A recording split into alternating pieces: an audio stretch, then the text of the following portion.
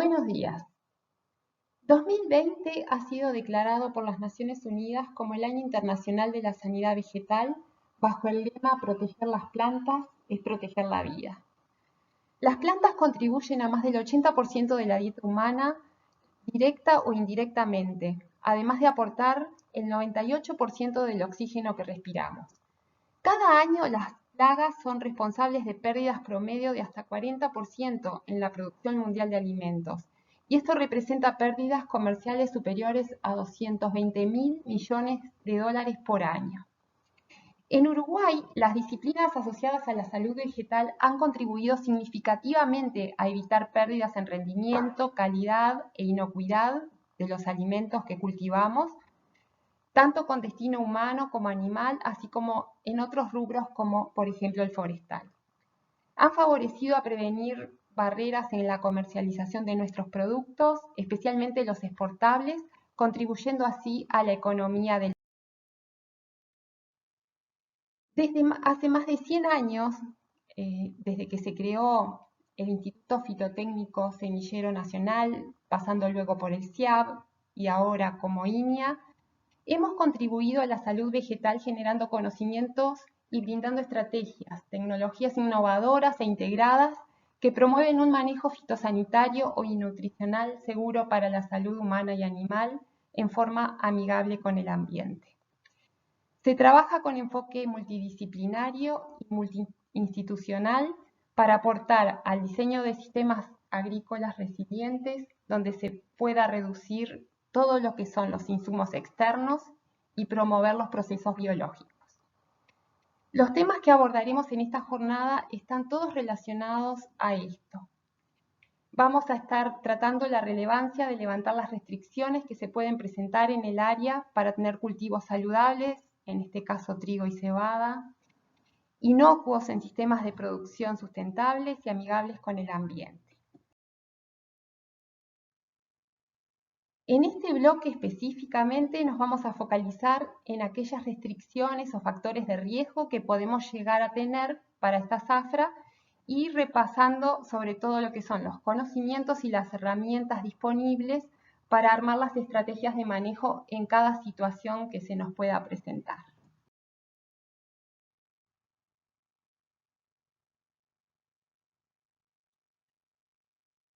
El alcance que una enfermedad puede tener para desarrollarse en un cultivo, en este caso trigo o cebada, resulta fundamentalmente del equilibrio o no entre la probabilidad de infección, lo que llamamos la presión de la enfermedad dada por la presencia de inóculo, de condiciones climáticas favorables, por un lado, y de la capacidad que ese cultivo tenga en resistir o contrarrestar esa adversidad. Y ahí entonces entra a jugar lo que es la resistencia genética en el cultivar, el manejo agronómico para tener un bienestar del cultivo, todo lo que es la rotación, los cultivos asociados a ello, los cultivos previos, la utilización óptima de fungicidas si fuera necesario y muchas otras herramientas que se pueden utilizar. La probabilidad de que una epidemia se desarrolle aumenta siempre cuando la susceptibilidad de las plantas y la virulencia del patógeno son máximas y las condiciones ambientales llegan al nivel óptimo para el crecimiento del patógeno, la reproducción y la diseminación. Por ejemplo, en el caso de las rollas y oídios en cereales, en donde tenemos un inóculo exógeno, es poca la capacidad que tenemos de manejar la presión de inóculo, si lo vemos en el aspecto hacia la izquierda en la pantalla. Entonces ahí entra a jugar desde la derecha aspectos como fundamentales como la resistencia o los fungicidas. Sin embargo, en el caso de las manchas foliares, en donde el inóculo es principalmente local, de la chacra principalmente, o de la zona del cultivo donde vamos a instalar, ahí sí tenemos alta capacidad de manejar la presión de inóculo. ¿En dónde? Y bueno, lo miramos hacia la derecha, en lo que es el inóculo, la semilla, manejando la semilla, la rotación, la resistencia del cultivar, el bienestar de la planta y de nuevo el fungicida. De todos estos factores, el que sí no podemos manejar es la ocurrencia de condiciones que favorecen la infección y por lo tanto el posterior desarrollo de la enfermedad. Cada enfermedad tiene rangos óptimos, tanto de temperatura como de horas de agua libre en la superficie vegetal que favorecen la germinación e infección en las esporas y luego la colonización. Y también algunos de los aspectos que pueden estar incidiendo es, por ejemplo, pocas horas de luz, por lo tanto los hongos o las esporas pueden estar expuestas a pocas horas de luz directa que favorecen la sobrevivencia de esas esporas o pueden favorecer lo que es la infección. Si miramos lo que han sido las condiciones que tuvimos en la zafra pasada, en el 2019, nos pueden dar, sin embargo, un indicativo de qué es lo que nos podría esperar en las primeras etapas de los cultivos. Como resultante de esas condiciones, tuvimos ciertas enfermedades que prevalecieron. Entonces, lo que vamos a justamente tratar en esta instancia es ver qué nos dejó las condiciones y la zafra del 2019 y cómo eso puede afectar la etapa desde presiembra a etapas de fin de macollaje, principios de elongación, que es Z30. En trigo, sin duda, vamos a estar pensando en roya amarilla, algo de septoriosis. En instancias posteriores a esta jornada vamos a estar hablando algo de bacteriosis y mancha amarilla, pero nos vamos a focalizar principalmente en las dos primeras que mencioné. Mientras que en cebada nos focalizaremos sobre todo en lo que es mancha en red, principalmente en la tipo red y ramulariosis en esta instancia.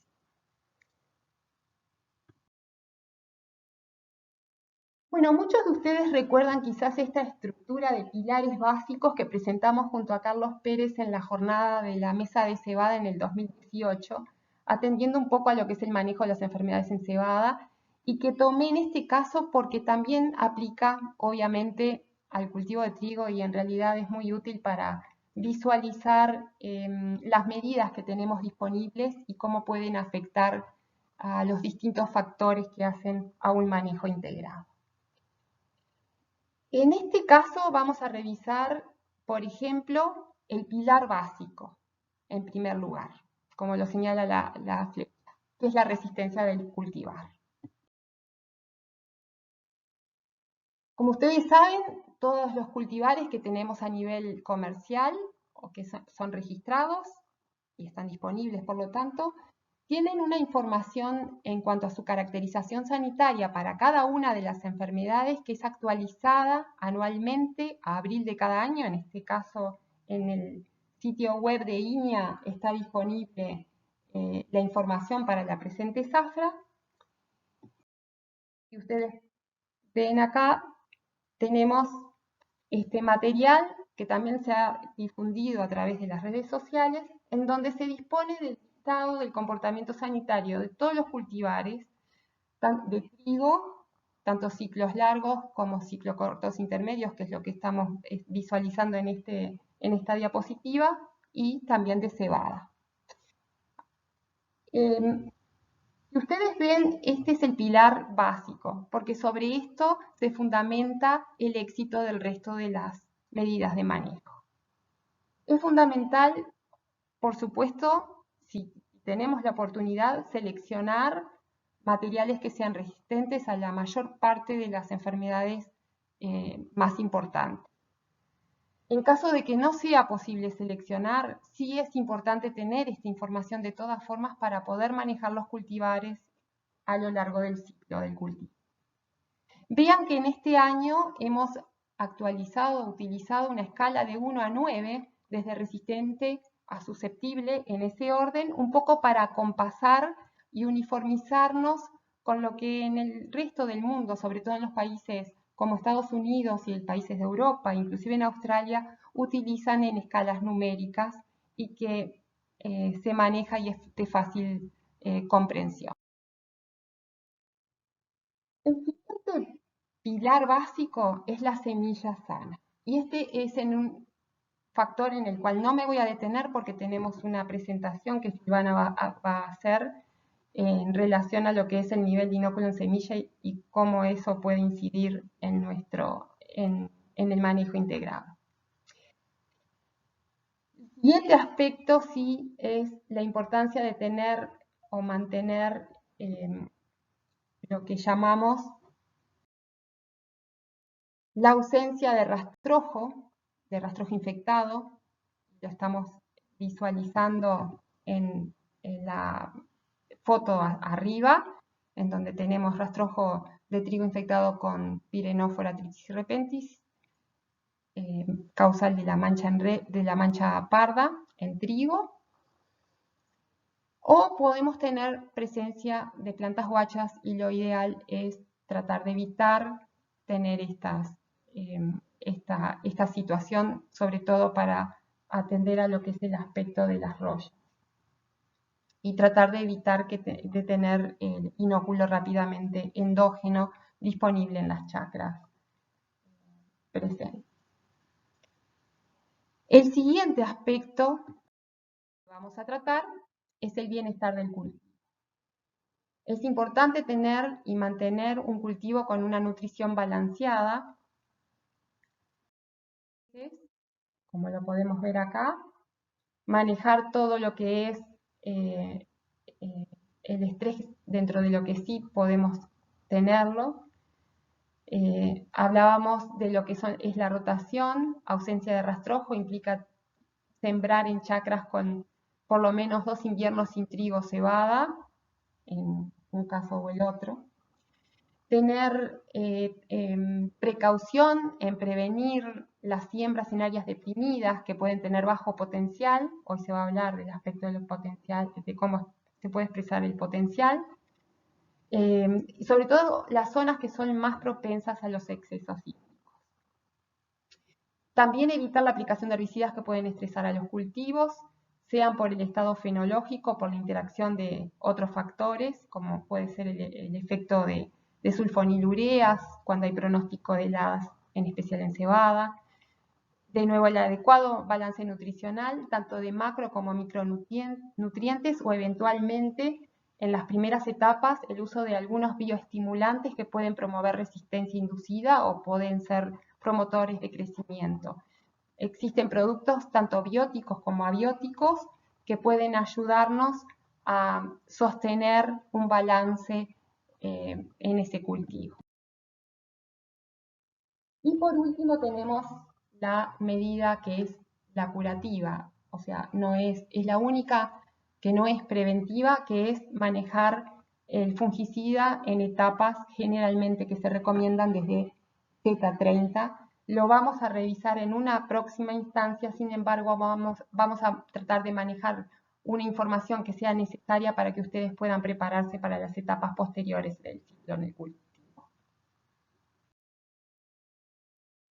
Esta información está también disponible en el mismo sitio y en el mismo lugar que se presenta la caracterización sanitaria de los cultivares. No vamos a profundizar en esto en este momento, solo vamos a hacer algunas apreciaciones generales en la medida que vayamos tratando las principales, sobre todo, que atienden a lo que es cada una de las enfermedades que mencioné relevantes en las primeras etapas. La primera de ellas es la roya amarilla del trigo. Es una enfermedad reemergente, una enfermedad que tuvimos hace varias décadas atrás y que no fue problema hasta hace aproximadamente 2 o 3 zafras, en donde se instalaron ciertas razas que tienen características particulares. Y acá tenemos, hoy sí la podemos considerar endémica porque se está presentando casi cada año y en forma temprana. La variabilidad del patógeno es alta. Tenemos razas nuevas que tienen un menor periodo de latencia en general y que son más agresivas.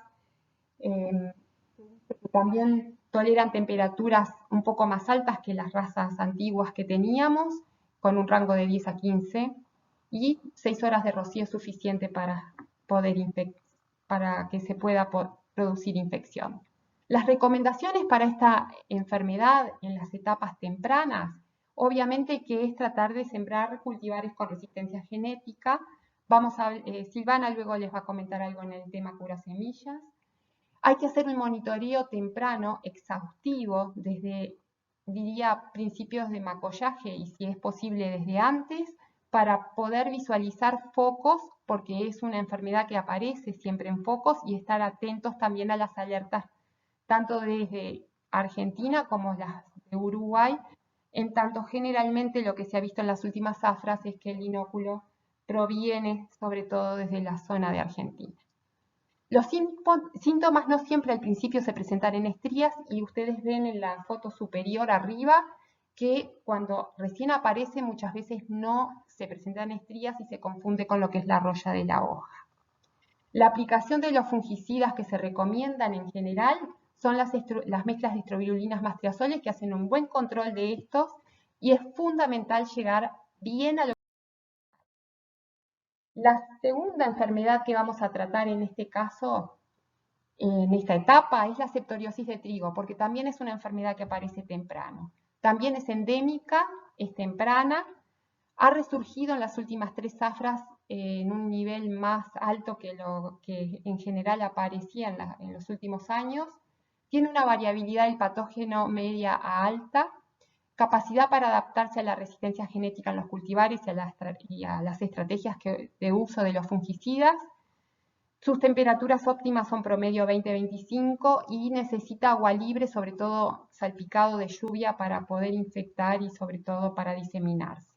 Las recomendaciones básicas para esta enfermedad que se realizan es el uso de cultivares resistentes, la proporción del área nacional en general que tenemos en cultivares resistentes ha bajado notoriamente si la comparamos de lo que ha sido el 2014 al 2019, por ejemplo, y se recomienda la aplicación de fungicidas en general, mezclas de estrobirulinas, pero principalmente con 2 tipos de triazoles, el proteoconazol o el epoxiconazol, que tienen, porque la efectividad de las estrobirulinas es media, y obviamente que las mezclas con carboxamidas tienen. Algo que es fundamental cuidar es la efectividad de los grupos de fungicida, y más adelante nos vamos a referir en otras instancias en este aspecto fundamental. Pero como un adelanto, les quiero mostrar datos nacionales de un relevamiento que se realizaron en 20 chacras, en donde se estudiaron 40 aislados recolectados en 2017 y en donde se estudió la sensibilidad a distintos principios activos pertenecientes a los 3 grupos, estrobirulinas, la azocistrobin, a los triazoles que se presentan ahí, 4 triazoles, desde el tebuconazol hasta el epoxiconazol, ciproconazol y proteoconazol, y la carboxamida, en este caso sapirosal. Y lo que sí hay que remarcar en esta instancia es que a las estrobirulinas vemos que hay una alta proporción de la población del hongo que ha perdido o tiene menor sensibilidad a las estrobirulinas. Y aún así también se ha visto a algún triazol, como en el caso del tebuconazol, que fue de uso prolongado en el tiempo, a la cual obviamente que el hongo puede haberse adaptado.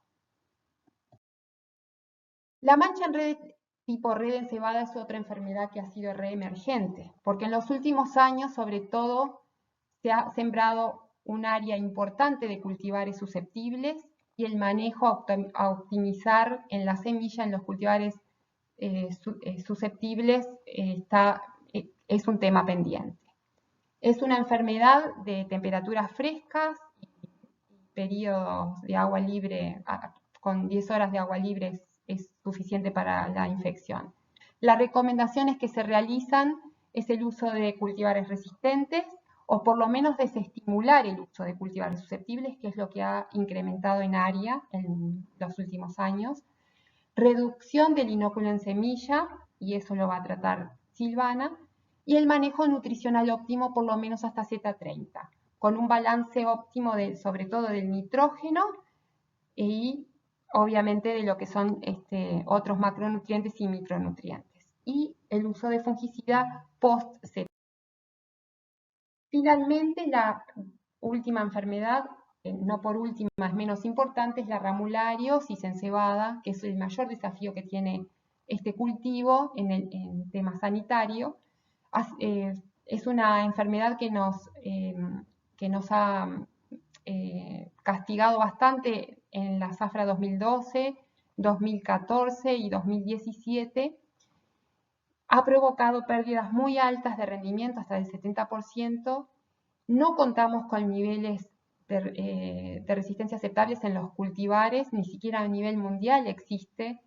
Sabemos que el inóculo primario es la semilla y desde allí parte el punto principal, y que los primeros síntomas generalmente en nuestras condiciones sistemáticamente se detectan tempranamente, desde Z22 a Z30. Por lo tanto, hay que estar atentos también en esta etapa.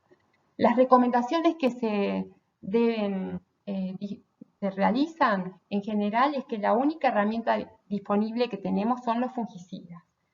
Los momentos óptimos de aplicación siempre dependen del inicio de la epidemia y de las condiciones predisponentes que hubieron previas y que hay pronosticadas, y principalmente en la etapa de macollaje y encañazón. No es a estado fenológico fijo.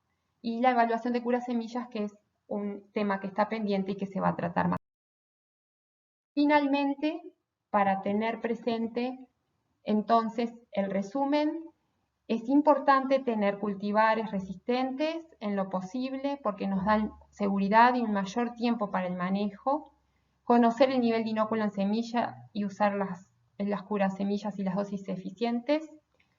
Realizar un balance nutricional del cultivo.